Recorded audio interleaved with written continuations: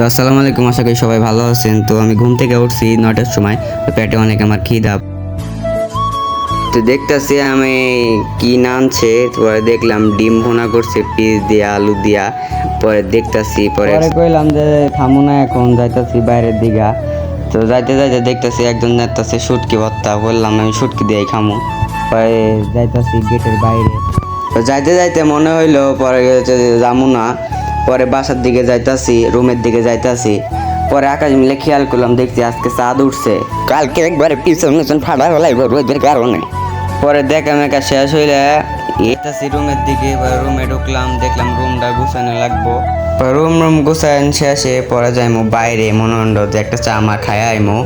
পরে যাইতাছি, দরজার সামনে দেখলাম লামিয়া আইলো। লামিয়া এসে ক্যামেরার সামনে ঢং মং করলো।